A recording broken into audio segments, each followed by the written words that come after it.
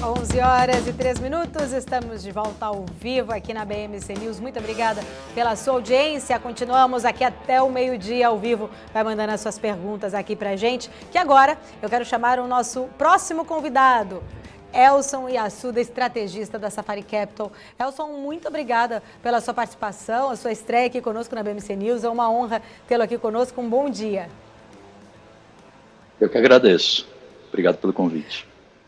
Ô Elson, eu queria falar um pouquinho com você, nesse cenário de risco fiscal, pacote econômico incerto, entre outros impasses, como que o investidor que está nos assistindo agora, ele poderá se proteger? Qual que é a sua visão? Olha, eu acho, a gente aqui na Safari você tem toda a razão, assim, a gente tem um cenário binário pela frente. De um lado, tem uma história muito boa, eu nunca vi um ambiente global, nunca não, né? Mas assim, desde 2010 a gente não tem um ambiente global tão propício quanto o risco, para tomada de risco. Juros negativos em quase todos os lugares do mundo, um ciclo em que todo mundo veio para baixo simultaneamente lá em março, abril, e está todo mundo recuperando agora, ainda que em velocidades um pouco diferentes, mas todo mundo numa trajetória de recuperação que vai desenhando um ciclo de expansão de earnings bastante interessante, tá? Tem dúvidas aí, tem riscos, você mencionou fiscal, tem eleição americana.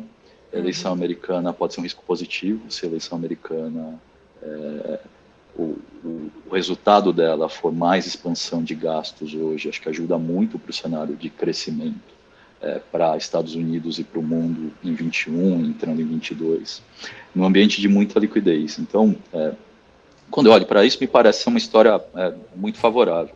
Por outro lado, tem isso que você mencionou, a gente tem um fiscal aqui, e o fiscal deixa as coisas binárias. A gente não pode abrir mão da trajetória de consolidação, a gente está com uma dívida muito grande, a gente tem recursos enormes do Tesouro para serem financiados aí nos próximos 6 meses, tem uma desconfiança, a curva está muito inclinada, e a gente tem que endereçar a questão do teto de gastos, tá? Como é que a gente tem feito aqui na Safari? A gente gosta do risco, acha que faz sentido ter posição, o momento do ciclo é esse, o global te empurra, aqui, olhando só para as empresas, o momento parece ainda muito positivo.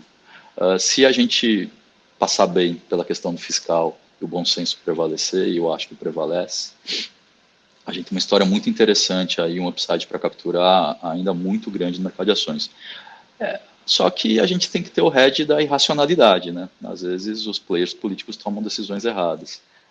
Para isso a gente tem e a gente consegue fazer isso uma estrutura de fundos, né? A gente tem um hedge aqui via opções para o dólar, para o caso de Brasília não resolver tomar o caminho ruim novamente. E eu queria falar uma outra coisa com você também sobre a entrada, que esse mês de outubro a gente teve uma entrada de mais de 2 bilhões de reais de estrangeiros, isso só agora nesse mês de outubro.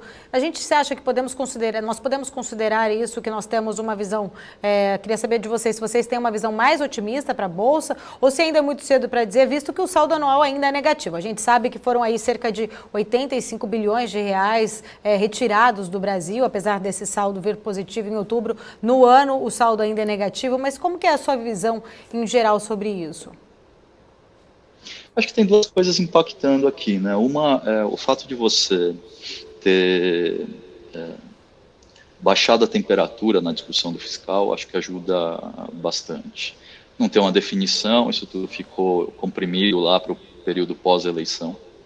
Mas o que a gente tem ouvido, Rodrigo Maia, TCU, Paulo Guedes, é mais favorável. Parece que assim, os players que teriam veto para evitar que o teto de gastos fosse rompido, estão verbalizando isso. O Rodrigo Maia, nesses últimos dias, foi muito claro nesse aspecto.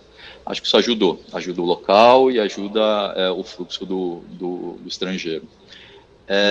Além disso, e aí acho que é mais global, a perspectiva de você ter uma vitória do Biden com uma folga um pouco maior, levando também o Senado, e aí você tem um Congresso unido, Câmara e Senado unido lá, te dá uma perspectiva de volta de crescimento melhor. Tira o risco de eleição contestada, que é um medo do mercado, medo do perdedor não aceitar e você entrar numa briga judicial muito longa. E caso você tenha um Congresso unido, a gente já sabe que tem uma expansão de gastos, uma política fiscal bastante expansionista também para 21, o que faz bastante sentido no caso americano. Ele tem o mundo quer financiar isso. Não faz tanto sentido para o caso brasileiro hoje, acho que esse processo está batendo nos limites. Mas no caso americano faz muito sentido. Então, é uma história de recuperação de ciclo lá fora e global acaba impulsionando os ativos de risco, né? A gente acaba se beneficiando também. Se a gente fizer o dever de casa no fiscal, acho que o ambiente é muito propício para os ativos aqui andarem.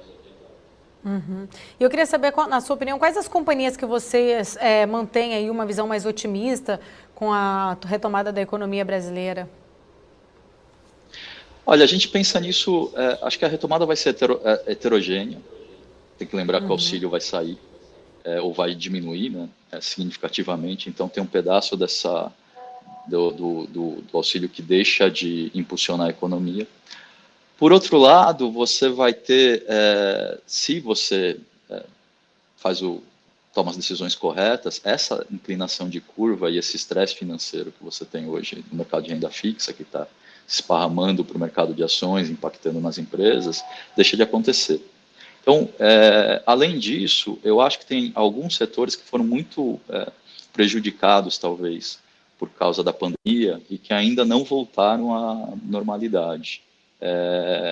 Acho que o setor de serviços é basicamente onde isso ainda está acontecendo. Tem muito mais coisa para você fazer a retomada aí.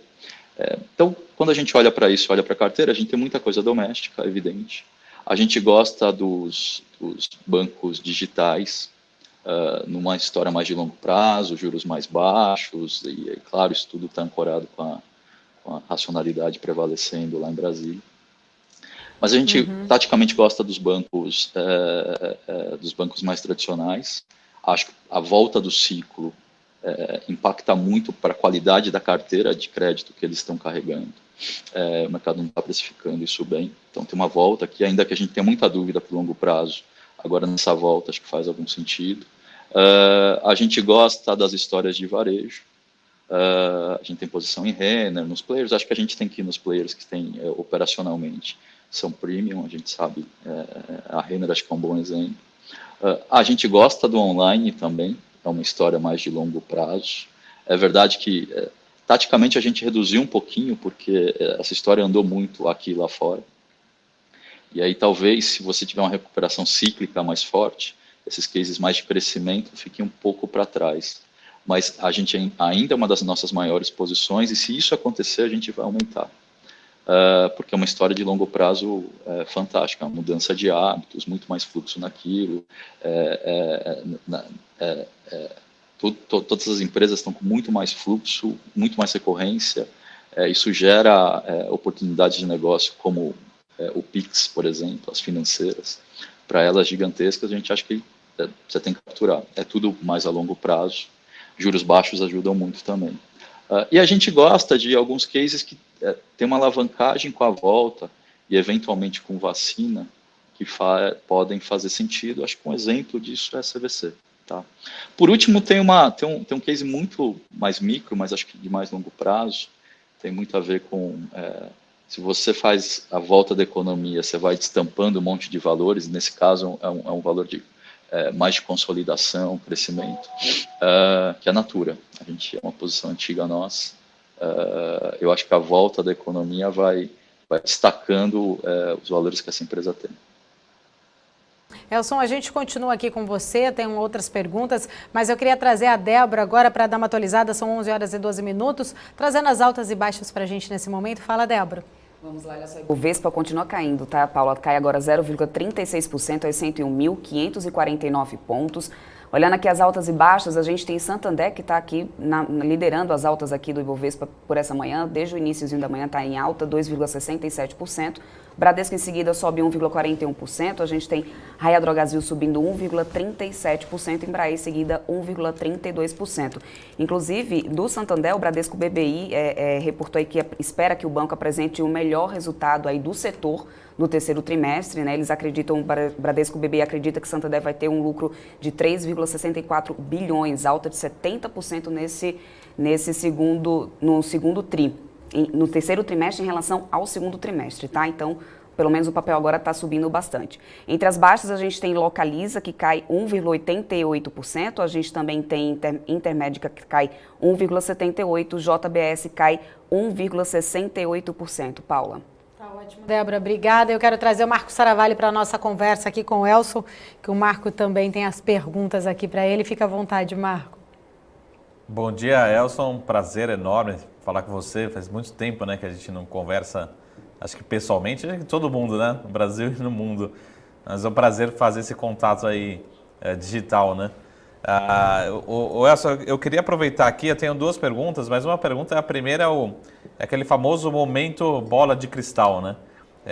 A gente até tá compilando aqui um pouco das opiniões dos gestores, mas em relação às eleições americanas, né, o que vocês estão acreditando, estão acompanhando mais as pesquisas, acho que o Trump pode reverter essa pesquisa e se reeleger, qual que é o cenário? E segundo, como é que vocês acham, acredito que as bolsas, a renda variável no mundo, no mercado americano principalmente, deve reagir? Então, se tiver um mercado democrata, pode ter volatilidade ou não, deve ser bem aceito. Como é que vocês estão vendo esse cenário do curto e médio prazo, ou seja, final desse ano e ao longo dos primeiros meses ali de 2021? Legal. Pô, Saravalli, bom te ver. Realmente, presencialmente está difícil, mas muito bom te encontrar aqui digitalmente. Olha, a gente, nossa cabeça para a eleição americana, assim, botando todos os senões aqui, que as pesquisas erraram muito em 2016, mas o Biden, quando ele abre esses 9 para 10 pontos na pesquisa nacional, ele tem uma folga. E quando você vai no breakdown lá para estados, a decisão da eleição é basicamente em 3 estados. Wisconsin, Michigan e principalmente Pensilvânia. Tá? Se o Biden ganhar todos os estados que a Hillary ganhou e levar esses 3, ele levou o colégio eleitoral e presidente. O Biden está muito competitivo nesses lugares. Ele tem 5 pontos de vantagem na Pensilvânia, na média das pesquisas, ele tem alguma coisa perto de 9 em Michigan, mais ou menos parecido em Wisconsin, mesmo que as pesquisas errem o tanto que erraram lá em 2016, ele leva esses 3 estados. Além disso, ele está competitivo na Flórida, ele empata em lugares em que o Trump tinha uma vantagem grande no passado, Ohio, Georgia, Carolina do Norte, então parece que para o Trump virar isso, ele precisa de bastante coisa, além do erro das pesquisas. Tá? Tem que lembrar, em 2018, no midterm election, as pesquisas ajustaram. E a gente tem conversado isso muito com o pessoal de pesquisa por lá. Realmente, as principais pesquisas ajustaram o modelo e a construção amostral. Tá? Antes, as pesquisas davam muito pouco peso ou não consideravam na construção amostral o homem branco sem ensino superior, eles não qualificavam para isso, onde o Trump tem muito voto, e dessa vez esse negócio parece estar melhor ajustado, então acho que o Biden parece ter um favoritismo, tá? Não está definido, porque ainda tem assim, muita disputa aí nesses swing states, mas olhando do quadro atual ele parece ser favorito. Se o Biden nessa diferença for bem, eu acho que ele leva o Senado, é uma disputa mais difícil, mas quando você olha em todos os estados em que tem mais disputa, são os estados em que não tem uma preferência clara por caráter republicano, o Biden está vencendo, são 7, 8 estados nessa condição, o Biden vence em 6, 7. O candidato democrata, desculpa, vence em 6, 7. Então, se ele ganhar nessa proporção, o Biden vai ter maioria no Senado também, os democratas vão ter maioria no Senado. Eu acho que a gente tem que olhar isso de duas maneiras, aí tem que olhar muito a postura do Biden. Isso pode ser um risco, porque você pode ter uma agenda regulatória, por exemplo, mais pesada. Você pode ter um aumento de impostos brutal. A esquerda democrata, por exemplo, pregaria as duas coisas, mas quando você olha para a maneira como o Biden tem conduzido isso e como ele tem tido folga nesse processo todo eleitoral, ele não teve que fazer muitas concessões para a esquerda democrata. Nos 2 debates ele deixou isso bastante claro. Tá? Parece que ele vai priorizar o pacote de gastos, que é o que ele tem enfatizado. Se ele fizer isso, eu acho que a gente dá um boost adicional para a economia americana. Eu vi teu comentário pouco antes de eu entrar, você estava falando sobre isso, que olha, se você não fizer nada, o crescimento lá está esgotando, é verdade, porque você deu uma expansão fiscal muito grande, mas ainda aquém do que você precisa, porque você está tendo outras ondas de Covid lá, está na hora de fazer outra, ter um impasse no Congresso. Pós-eleição, eu acho que esse impasse vai estar resolvido. E a expansão fiscal pode ser muito grande. O resto, tanto a agenda regulatória quanto a agenda tributária, vai ficar para um segundo momento. O Biden provavelmente vai priorizar crescimento. Nessa agenda de crescimento tem muito das bandeiras democratas, então, nessa agenda fiscal, principalmente meio ambiente. Então, ele consegue agregar o partido todo em torno dessa agenda. E parece que, se ele fizer um pacote de expansão fiscal nessas medidas, lembrando que a Treasury está super amassada, a gente vai começar a fazer um trade de volta de crescimento, volta de inflação que está no nível muito, muito baixo, normalização do ciclo econômico, e isso acho que ainda não está nos preços, então, num certo sentido, e correlaciona muito com o emerging markets. Num certo sentido, me parece, se for isso, me parece que tem upside essa história. Tá bom. Elson, só mais uma pergunta em relação à estratégia, né? Que acho que até um pouco da estratégia dos fundos, que para quem conhece essa estratégia de long bias, vocês estão talvez com um tom um pouco mais otimista. A gente escuta também outros gestores, os grandes gestores brasileiros principalmente, numa ponta um pouco mais pessimista. Mas olhando para a renda variável, né? A gente está aparecendo, a temporada de balanço está vindo positiva, a expectativa é boa, construção civil, varejo, enfim, várias empresas devem apresentar destaque.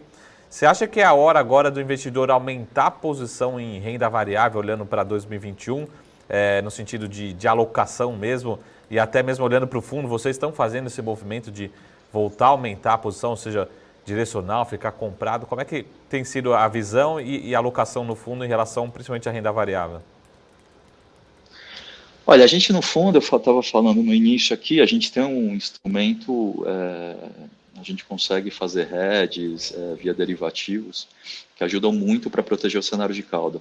Acho que o grande risco que tem no Brasil hoje é um cenário de cauda, na verdade.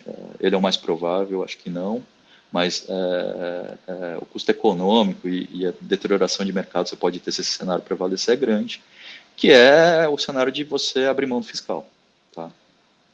Não me parece que isso vai acontecer. Eu acho que, eu estava falando de início aqui, eu acho que você precisa, para tirar o teto, você precisa, é uma PEC, precisa de maioria constitucional, e aí você precisa ter forças dentro do Congresso que organizem essa maioria, e o mercado vai estar reagindo negativamente. A gente fez um pequeno laboratório disso no começo do mês, na verdade no final do mês passado, quando você lançou a ideia dos precatórios. Foi super mal recebida pelo mercado, e governo e Congresso voltaram atrás. Acho que isso dá uma ideia de que eles não vão avançar, a dificuldade de avançar sobre o teto vai ser muito grande. Tá? O status quo, a gente tem que lembrar, a não solução ainda é voltar para o Bolsa Família, é voltar para o orçamento dentro do teto. Isso ajuda também muito a tentar buscar uma solução para um Renda Brasil que seja maior do que o Bolsa Família, acho razoável isso, bastante razoável, mas escolhendo gastos, trocando gastos menos eficientes para financiar o Renda Brasil. Acho que esse é um bom caminho, provavelmente vai prevalecer. O que pode acontecer é a irracionalidade, às vezes os players não se comportam da maneira mais racional. Para isso a gente tem um hedge, Saravalho, a gente tem uma posição no câmbio via calls, que é grande, para cobrir cenários mais extremos, mas que permite a gente carregar uma posição de bolsa já. Então a gente já está comprado, a gente tem carregado uma posição comprada de bolsa, muito concentrada nas histórias domésticas. Há algum tempo concentramos um pouco mais nas histórias domésticas de um mês para cá. O que eu diria para o investidor que não tem esse recurso, não pode alocar em tantos instrumentos e instrumentos mais complexos? Eu acho que você pode ir fazendo compras graduais, acho que faz sentido. Esse é um bom cenário. Eu deixaria alguma coisa assim, pelo menos 1/3 para comprar ao longo de janeiro, quando a gente tiver uma definição do auxílio emergencial. Se a gente tiver uma definição dentro do teto para o Renda Brasil, nesse cenário em que você está fazendo uma recuperação cíclica mais forte lá fora, com juros muito baixos ainda, acho que tem uma história importante aí de recuperação do Brasil, nesse ciclo pelo menos. Tá? Acho que a aposta é a gente fazer uma volta de ciclo que a gente não faz desde 2014. Né? A gente entrou naquela recessão absurda lá de 15, 16 e não saímos do lugar e tomamos mais um tombo agora com a Covid. Então, a história que a gente está apostando é fazer uma recuperação de ciclo mais normal a partir de 21, se o fiscal permitir. Rapidamente, mais uma pergunta que chegou aqui, agora é do César Nogueira, o pessoal que está aqui nos assistindo, está sempre acompanhando aqui a BMC News, ele está perguntando para você o seguinte, Elson, o que você espera do dólar, por favor? Então, o dólar eu acho que tem essa binariedade, a gente tem também, né, como tudo no mercado, mas no dólar em particular. Se você olhar para conta corrente, para comércio, eu acho que o dólar é para baixo. Aliás, a gente está tomando mais um choque para cima de termos de troca, né? As commodities estão andando, commodities que a gente exporta, está acontecendo com as agrícolas, é impressionante de 2 semanas para cá. Então, eu acho que você tem fatores olhando para longo prazo para o câmbio apreciar, mas não é isso que os preços no mercado de câmbio estão refletindo. O que os preços no mercado de câmbio estão refletindo, na verdade, é incerteza fiscal. Então, se você, com tanto recurso do Tesouro de dívida para ser financiado nos próximos meses, com essa dificuldade que o Tesouro tem tido em financiar esse montante todo, a inclinação de curva, tudo isso reflete a dúvida, no limite, tudo isso reflete a dúvida que a gente tem para o fiscal. Se a gente não resolve isso, uma parte desse recurso que está aqui alocado em dívida pública pode vazar para ativos externos. E aí não tem muito limite para o dólar, porque a gente vai ver a inflação subindo, aí o câmbio sobe depois, o risco fiscal fica maior, os juros vão subindo, a gente pega a dinâmica muito parecida, os economistas gostam de chamar isso de dominância fiscal, mas a dinâmica que a gente viu lá no final do governo da Dilma. Esse é um cenário muito ruim, acho ele menos provável, mas muito ruim. Num cenário em que a gente faz o dever de casa, acho que o câmbio pode apreciar sim. Tá? Não vai ser uma grande apreciação, porque os nossos juros são mais baixos do que no passado. Não precisam ser mais tão altos assim. Mas, assim, acho que tem uma apreciação para vir. Mas a gente optou para fazer o hedge no câmbio, porque se tem um ativo que pode expressar esse cenário mais negativo no fiscal, é o câmbio. Elson, a gente quer agradecer muito a sua participação aqui. Para finalizar, o Vinícius Vale falou o seguinte, essa entrevista foi a aula mais multidisciplinar que assisti essa semana. Muito obrigada. Pessoal elogiando bastante a sua participação aqui. Ficamos muito felizes em ter você aqui compartilhando um pouquinho do seu conhecimento conosco. Fica sempre aqui o convite aberto, de portas abertas, para quando você quiser participar da BMC News. Seja sempre muito bem-vindo. Muito obrigada, viu, Elson? Legal, pessoal. Muito bom conversar com vocês. A gente está à disposição aqui. Muito obrigada, que a gente agradece. E agora são 11h26.